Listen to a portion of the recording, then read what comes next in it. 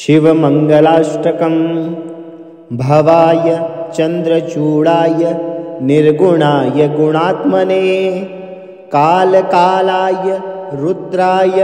नीलग्रीवाय मङ्गलम् वृषारूढाय भीमाय व्याघ्रचर्माम्बराय च पशूनां पतये तुभ्यं गौरीकान्ताय मङ्गलम् भस्मोद्वलितदेहाय नागयज्ञोपवीतिने रुद्राक्षमालाभूषाय व्योमकेशाय मङ्गलम् सूर्यचन्द्राग्निनेत्राय नमः कैलासवासिने सच्चिदानन्दरूपाय प्रमथेशाय मङ्गलम् मृत्युञ्जयाय शाम्बाय सृष्टिस्थित्यन्तकारिणे त्र्यम्बकाय शान्ताय त्रिलोकेशाय मङ्गलम् गङ्गाधराय सोमाय नमो हरिहरात्मने उग्राय त्रिपुराग्राय वामदेवाय मङ्गलम् सद्यो जाताय सर्वाय भव्यज्ञानप्रदायिने ईशानाय नमस्तुभ्यं पञ्चवक्त्राय मङ्गलम् सदाशिवाय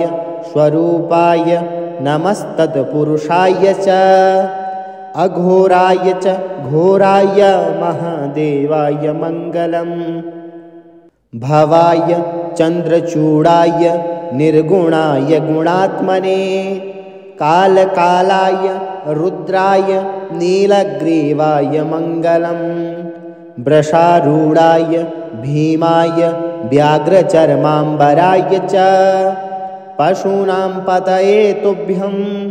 गौरीकान्ताय मङ्गलम् भस्मोद्वलितदेहाय नागयज्ञोपवीतिने रुद्राक्षमालाभूषाय व्योमकेशाय मङ्गलम् सूर्यचन्द्राग्निनेत्राय नमः कैलासवासिने सच्चिदानन्दरूपाय प्रमथेशाय मङ्गलम् मृत्युञ्जयाय शाम्बाय सृष्टिस्थित्यन्तकारिणे त्र्यम्बकाय शान्ताय त्रिलोकेशाय मङ्गलम् गङ्गाधराय सोमाय नमो हरिहरात्मने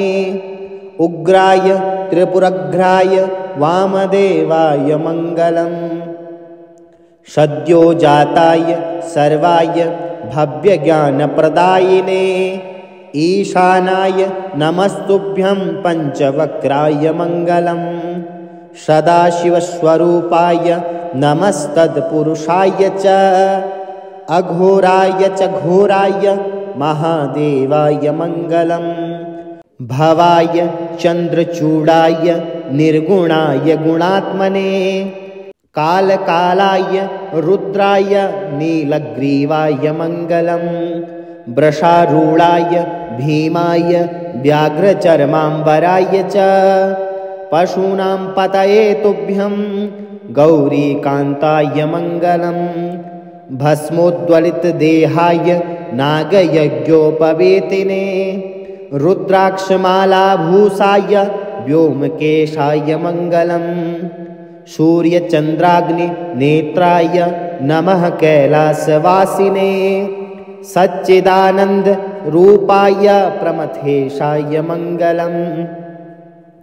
मृत्युञ्जयाय शाम्बाय सृष्टिस्थित्यन्तकारिणे त्र्यम्बकाय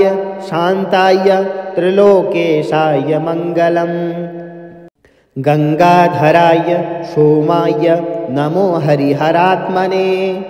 उग्राय त्रिपुराग्राय वामदेवाय मङ्गलम् सद्यो जाताय सर्वाय भव्यज्ञानप्रदायिने ईशानाय नमस्तुभ्यं पञ्चवक्त्राय मङ्गलम् सदाशिवस्वरूपाय नमस्तत्पुरुषाय च अघोराय च घोराय महादेवाय मङ्गलम् भवाय चन्द्रचूडाय निर्गुणाय गुणात्मने कालकालाय रुद्राय नीलग्रीवाय मङ्गलम् वृषारूढाय भीमाय व्याघ्रचर्माम्बराय च पशूनां पतये तुभ्यं गौरीकान्ताय मङ्गलम् भस्मोद्वलितदेहाय नागयज्ञोपवेतिने रुद्राक्षमालाभूषाय व्योमकेशाय मङ्गलम् सूर्यचन्द्राग्निनेत्राय नमः कैलासवासिने सच्चिदानन्दरूपाय प्रमथेशाय मङ्गलम् मृत्युञ्जयाय शाम्बाय सृष्टिस्त्यन्तकारिणे त्रयम्बकाय शान्ताय त्रिलोकेशाय मङ्गलम् गङ्गाधराय सोमाय नमो हरिहरात्मने उग्राय त्रिपुरग्राय वामदेवाय मङ्गलम् सद्यो जाताय सर्वाय भव्यज्ञानप्रदायिने ईशानाय नमस्तुभ्यं पञ्चवक्त्राय मङ्गलम् सदाशिवस्वरूपाय नमस्तत्पुरुषाय च अघोराय च घोराय महादेवाय मङ्गलम् भवाय चन्द्रचूडाय निर्गुणाय गुणात्मने कालकालाय रुद्राय नीलग्रीवाय मङ्गलम् वृषारूढाय भीमाय व्याघ्रचर्माम्बराय च पशूनां पतये तुभ्यं गौरीकान्ताय मङ्गलम् भस्मोद्वलितदेहाय नागयज्ञोपवेतिने रुद्राक्षमालाभूषाय व्योमकेशाय मङ्गलम् सूर्यचन्द्राग्निनेत्राय नमः कैलासवासिने सच्चिदानन्दरूपाय प्रमथेशाय मङ्गलम् मृत्युञ्जयाय साम्बाय सृष्टिस्त्यन्तकारिणे त्र्यम्बकाय शान्ताय त्रिलोकेशाय मङ्गलम् गङ्गाधराय सोमाय नमो हरिहरात्मने उग्राय त्रिपुरग्राय वामदेवाय मङ्गलम् सद्यो जाताय सर्वाय भव्यज्ञानप्रदायिने ईशानाय नमस्तुभ्यं पञ्चवक्त्राय मङ्गलम् सदाशिवस्वरूपाय नमस्तत्पुरुषाय च अघोराय च घोराय